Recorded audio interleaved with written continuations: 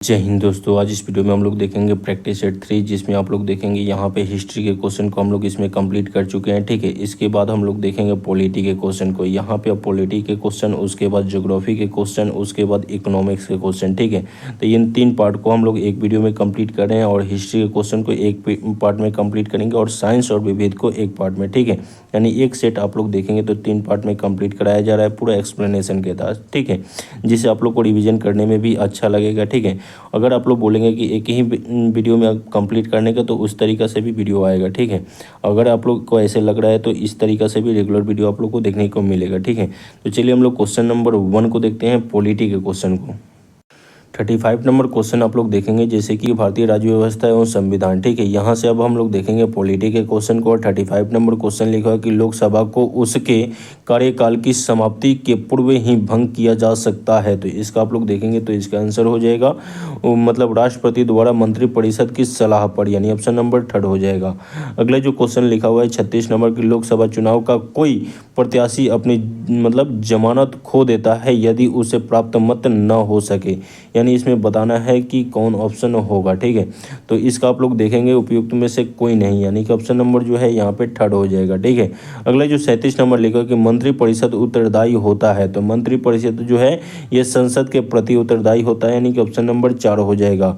38 number question लिखा कि वर्तमान लोकसभा में प्रत्येक राज्य के लिए स्थानों का आवंटन आधारित है, तो ये इसमें आप लोग देखेंगे 38 और इसका आंसर हो जाएगा ये 1971 की जनगणना पर, यानी कि ऑप्शन नंबर यहाँ पे 3 हो जाएगा। ठीक है, अगला जो 39 नंबर क्वेश्चन लिखा है कि यदि किसी राज्य की विधानसभा का अध्यक्ष पद त्यागना चाहे तो उसे अपना त्यागपत्र देना चाहिए, तो यहाँ पे जो है आप लोग देखेंगे 39 और इसका आंसर हो जाएगा उपाध्यक्ष को, यानी कि ऑप्शन नंबर 3 हो जाएगा।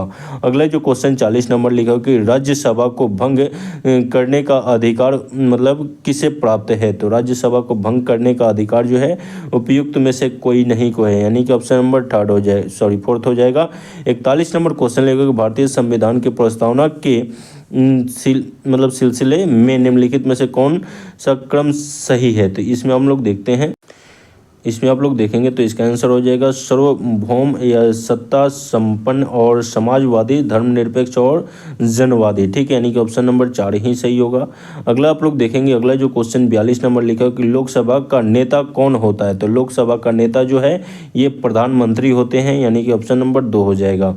अगला जो क्वेश्चन लिखा हुआ है 43 नंबर की, संसद के दोनों सदनों का संयुक्त अधिवेशन आयोजित होता है, तो इसमें आप लोग देखेंगे तो इसका आंसर हो जाएगा ये हो जाएगा यहाँ पे, जैसे कि आप लोग देखेंगे एक ऐसी विधेयक पर विचार करने और उसे पारित करने के लिए जिस पर दोनों सदनों में मतभेद हो, यानी कि यहाँ पे आप लोग देखेंगे तो यहाँ पे केवल 4 हो जाएगा, नहीं कि ऑप्शन नंबर 4 सही होगा। ठीक है, अगला जो 44 नंबर क्वेश्चन लिखा किसी राज्य में विधान परिषद की संरचना अथवा विघटन किया जा सकता है, तो 44 और इसका आप लोग देखें तो यहाँ पे आंसर हो जाएगा संसद द्वारा राज्यपाल की अनुशंसा पर, यानी कि ऑप्शन नंबर यहाँ पे 3 हो जाएगा। अगला जो क्वेश्चन लिखा हुआ है 45 नंबर देखेंगे, लिखा हुआ कि निम्नलिखित राज्यों में से कहाँ विधान परिषद है, तो इसमें आप लोग देखें 45 और इसका आंसर हो जाएगा ये हो जाएगा बिहार में, बिहार में है। ठीक है, यानी कि यहाँ पे जो है जैसे कि ऑप्शन नंबर 4 हो जाएगा। ठीक है, और आगे हम लोग देखते हैं अगला क्वेश्चन को। 46 नंबर क्वेश्चन लेकर भारतीय संविधान के निम्नलिखित अनुच्छेदों में से कौन सा विधानसभाओं के निर्वाचन का प्रावधान प्रस्तुत करता है, तो इसमें जो है 46 और इसका आंसर हो जाएगा आर्टिकल 170 हो जाएगा, नहीं कि ऑप्शन नंबर 1 होगा।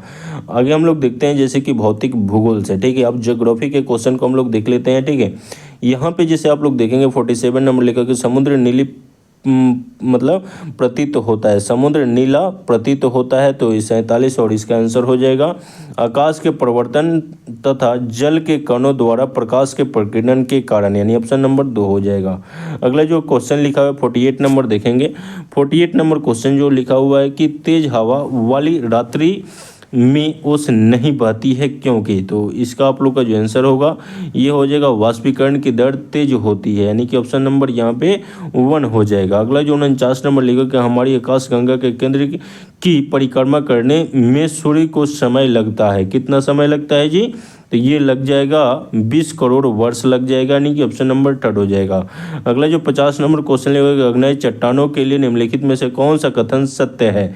तो अग्नेय चट्टानों के लिए जो है वे क्रिस्टलीय तथा अक्रिस्टलीय दोनों ही होते हैं, यानी ऑप्शन नंबर यहाँ पे थर्ड हो जाएगा। 51 नंबर क्वेश्चन आप लोग देखेंगे, लिखा हुआ है कि मानसून का निवर्तन इंगित होता है। तो 51 नंबर क्वेश्चन और इसका आंसर हो जाएगा 51 का जो है ये साफ आकाश में होता है, यानी कि ऑप्शन नंबर जो है 1 हो जाएगा, यानी साफ आकाश में होगा। और आगे आप लोग देखेंगे तो ये ऑप्शन नंबर 1 ही सही होगा, ठीक है। 51 का ऑप्शन नंबर 1 होगा।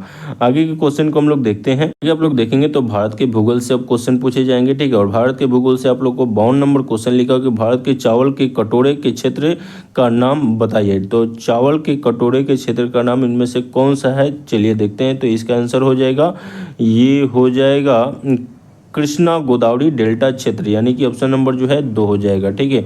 52 का ऑप्शन नंबर 2 हो जाएगा। 53 नंबर क्वेश्चन लिखा कि निम्नलिखित में से कौन भूमि बंधित नहीं है, ठीक है।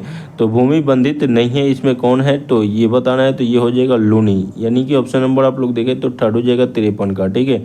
54 नंबर क्वेश्चन लेकर भारत का सबसे बड़ी नदी है। तो भारत की सबसे बड़ी नदी कौन सी है जी? तो सबसे बड़ी नदी जो है गंगा नदी है, ठीक है। ऑप्शन नंबर थर्ड हो जाएगा। 55 नंबर क्वेश्चन देखें तो लिखा हुआ है कि क्षेत्रफल के अनुसार निम्नलिखित राज्यों का सही अवरोही क्रम क्या है। तो क्षेत्रफल के अनुसार बताना है। तो इसका आप लोग देखेंगे तो सबसे पहले 3 होगा। 3 मतलब आप लोग देखेंगे तो अवरोही बोला है, ठीक है। तो मध्य प्रदेश हो जाएगा, उसके बाद 4 नंबर यानी कि उत्तर प्रदेश, उसके बाद 1 नंबर आंध्र प्रदेश, तब हो जाएगा 2 नंबर बिहार, ठीक है। यानी कि इसमें 55 का आप लोग देखें तो यहाँ पे 4 ही ऑप्शन सही होगा, ठीक है। ऑप्शन नंबर 4 सही होगा। अगले क्वेश्चन को हम लोग देखते हैं। अगला जो 56 नंबर लिखो कि सबसे बड़ा हिमनद निम्नलिखित में से कौन सा है। सबसे बड़ा हिमनद इसमें से कौन सा है ये बताना है, ठीक है। तो ये हो जाएगा गंगोत्री हो जाएगा, ठीक है। अगला जो क्वेश्चन लिखा है 57 नंबर की मरमागाओ पतन स्थित है। तो इसका जो है 57 का जो आंसर हो जाएगा ये हो जाएगा गोवा में, ठीक है। अगला जो 58 नंबर लिखा हुआ है कि भारत में सबसे महत्वपूर्ण मत्स्य उद्योग है। तो इसमें हो जाएगा अपतट में, यानी अपतट में, यानी कि ऑप्शन नंबर 2 हो जाएगा, ठीक है। अगला जो 59 नंबर लिखा है कि छोटा नागपुर पठार है। तो छोटा नागपुर पठार जो है ये हो जाएगा एक संप्रभा भूमि है, संप्रभा भूमि है, यानी कि 4 हो जाएगा। 60 नंबर क्वेश्चन लिखा 1991 की जनगणना के अनुसार भारत की जनसंख्या है। तो भारत की जनसंख्या जो है 84.6 करोड़ है, ठीक है, यानी ऑप्शन नंबर थर्ड हो जाएगा। अगले क्वेश्चन को हम लोग देखते हैं। अब यहाँ पे आप लोग देखेंगे जैसे कि विश्व का भूगोल दिया हुआ है, ठीक है। और इसमें क्या है कि यहाँ पे अलग अलग जो है टॉपिक वाइज बांट दिया गया है, ठीक है, जिससे आप लोग को पता चलेगा किस पे कितना हमको मेहनत करना है। तो ये काफ़ी बेहतर किया गया है इस प्रैक्टिस सेट में, जो किरण प्रकाशन का बुक है, ठीक है। और इसमें 61 नंबर लिखा कि निम्नलिखित में से कौन एक पतन नगर नहीं है। तो इसमें कौन एक पतन नगर नहीं है, तो ये हो जाएगा केनेब्रा जो है ये पतन नगर नहीं है, ठीक है। अगला जो क्वेश्चन लिखा हुआ है 62 नंबर की पत्थर के कोयले के भंडार में कौन देश विश्व में अग्रणी है। तो इसका आप लोग देखें तो इसका आंसर हो जाएगा चीन, ठीक है। अगले आप लोग देखते हैं जैसे कि इकोनॉमिक्स से क्वेश्चन लिखा हुआ है 63 नंबर की योजना आयोग का गठन कब हुआ था। योजना आयोग का गठन जो है ये 1950 ईस्वी में हुआ था, यानी ऑप्शन नंबर 2 होगा। अगला जो 64 नंबर लिखा कि पंचवर्षीय योजना के मसौदे को अंतिम रूप से कौन स्वीकृति प्रदान करता है। तो 64 और इसका आंसर हो जाएगा राष्ट्रीय विकास परिषद, यानी ऑप्शन नंबर थर्ड होगा। अगला जो क्वेश्चन 65 नंबर लिखा कि स्वतंत्रता प्राप्ति के बाद से भारत ने सर्वाधिक प्रगति की है। तो सर्वाधिक प्रगति किस क्षेत्र में की है जी, तो इसका हो जाएगा गेहूं के उत्पादन में, ठीक है, यानी कि ऑप्शन नंबर जो है 4 हो जाएगा। अगला जो 66 नंबर लिखा कि भारत में राज्य सरकारों के लिए आय का सबसे महत्वपूर्ण स्रोत है। आय का सबसे महत्वपूर्ण स्रोत जो है बिक्री कर है, यानी ऑप्शन नंबर 4 हो जाएगा। अगला जो क्वेश्चन 67 नंबर लिखा हुआ है कि भारत में राष्ट्रीय आय का आकलन होता है। तो भारत में राष्ट्रीय आय का आकलन जो है ये केंद्रीय सांख्यिकी संगठन द्वारा किया जाता है। आगे जो है लिखा हुआ है यहाँ पे 68 नंबर लिखा कि भारत को एक अल्प विकसित देश से कहा जाता है उसकी। तो यहाँ पे जो है 68 और इसका आप लोग देखेंगे तो इसका जो आंसर हो जाएगा, इसका हम लोग देखते हैं जैसे कि इसका आंसर हो जाएगा ये हो जाएगा 2, 3 और 4 है, ठीक है। यानी कि यहाँ पे जो है 2 भी होगा, यानी कि तीव्र गति से जनसंख्या में वृद्धि के कारण, और 3 नंबर आप लोग देखेंगे कृषि पर आधारित निर्भरता के कारण भी होगा। उसके बाद आप लोग देखेंगे तो औद्योगिकी उन्नति की मंद गति के कारण, यानी कि इसमें जो है ऑप्शन नंबर जो है यहाँ पे 4 सही होगा, ठीक है। अगला जो क्वेश्चन लिखा है 69 नंबर की, भारतीय अर्थव्यवस्था में संयुक्त क्षेत्र का क्या अभिप्राय है। तो 69 नंबर, और इसका आंसर हो जाएगा 69 का जो आप लोग देखें तो ये हो जाएगा किसी उद्यम में सरकारी एवं निजी क्षेत्र दोनों का ही मतलब सम्मिलित दायित्व है, यानी ऑप्शन नंबर जो है यहाँ पे 4 होगा। 70 नंबर क्वेश्चन लिखा है कि भारत में निर्यात प्रोत्साहन विकास क्षेत्र कितने हैं। तो इसका जो आंसर हो जाएगा 8 है, यानी कि ऑप्शन नंबर 4 हो जाएगा। 71 नंबर क्वेश्चन लगा कि 7वीं पंचवर्षीय योजना में अविकसित मतलब अभी 7वीं पंचवर्षीय योजना में अविकासीय व्यय में वार्षिक वृद्धि का औसत है। तो इसका आप लोग देखें तो आंसर हो जाएगा 9.75%, यानी ऑप्शन नंबर 3 होगा। अगला जो है यहाँ पे 72 नंबर लिखा है कि जिला नियोजन एवं विकास परिषद का प्रधान कौन होता है। तो ये जो हो जाएगा ये जिला विकास पदाधिकारी होता है, यानी ऑप्शन नंबर जो है 2 होगा।